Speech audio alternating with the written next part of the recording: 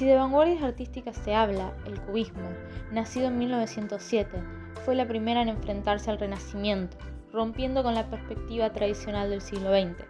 En otras palabras, el hito de esta vanguardia fue ser la primera en quitarle el peso del realismo a los objetos que se representan en las obras.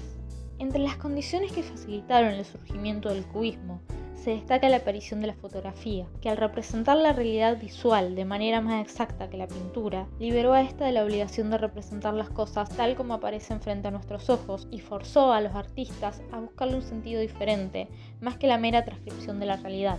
Paralelamente, otros 3 hechos acontecidos en esa época revelaron que las cosas pueden ser diferentes a como aparentan ser. En primer lugar, el psicoanálisis mostró que pueden existir motivaciones más profundas para los actos y pensamientos humanos. En segundo lugar, el interés por la cuarta dimensión, fruto de la revolución en la geometría del siglo XIX. Y por último, la teoría de la relatividad, que revela que el mundo no es exactamente en su estructura profunda como lo representa la geometría euclidiana.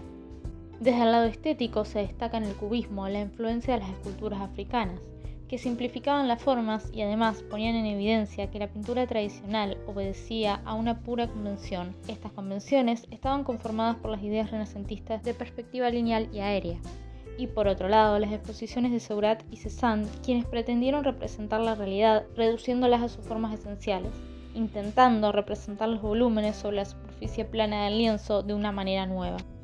La principal característica de esta vanguardia consistió en representar los objetos reales aplanados en el lienzo, para que los diferentes lados de cada forma puedan verse simultáneamente desde diferentes ángulos. En vez de crear la ilusión de un objeto en el espacio, como los artistas se esforzaban a hacer desde el Renacimiento, el cubismo definió los objetos en términos bidimensionales del lienzo, tratando las formas de la naturaleza por medio de figuras geométricas, fragmentando líneas y superficies. Se adopta así la llamada perspectiva múltiple, en donde se representan todas las partes de un objeto en un mismo plano, suprimiendo los detalles y en ocasiones representando el objeto por un solo aspecto, como ocurre con estos violines, insinuado solo por la presencia de la cola del mismo.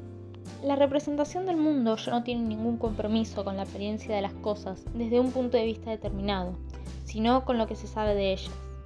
Ya no existe un punto de vista único, y aún así, a pesar de ser pintura de vanguardia, los géneros que se pintan no son nuevos, y entre ellos se encuentran sobre todo los bodegones, paisajes y retratos.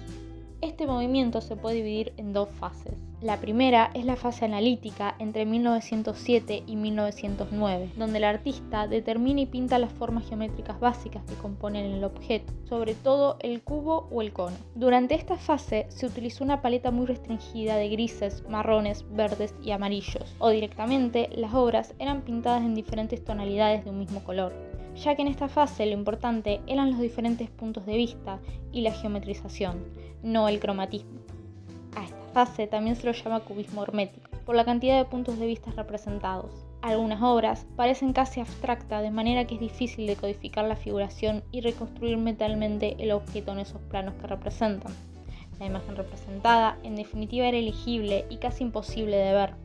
Y la fase sintáctica entre 1911 y 1914. Durante este periodo se introdujeron los colores brillantes y se interesaron por el problema de la luz sobre los objetos, creando cuadros con iluminación naturalista.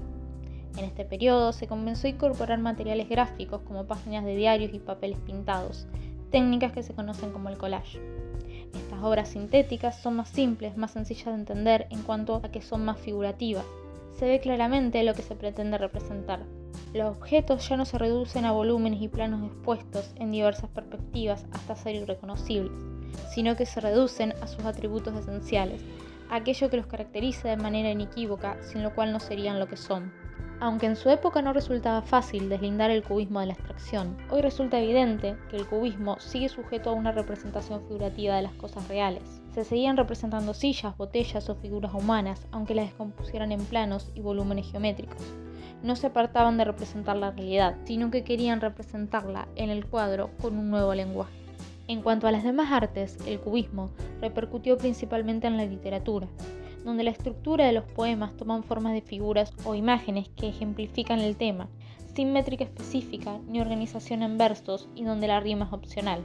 Por su lado, en la escultura se crean la llamada estética de ausencia de masa, al surgir huecos y vacíos entre las superficies. Como los arquitectos, los escultores ya no dan forma a un volumen, sino que crean espacios.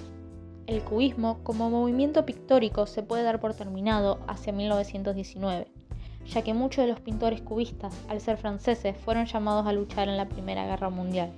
En la posguerra, solo Juan Gris siguió trabajando el cubismo más o menos ortodoxo, aunque en un estilo más austero y simple, mientras que la mayoría de los pintores, hasta entonces cubistas, empezando por el propio Picasso, fueron adoptando nuevas tendencias.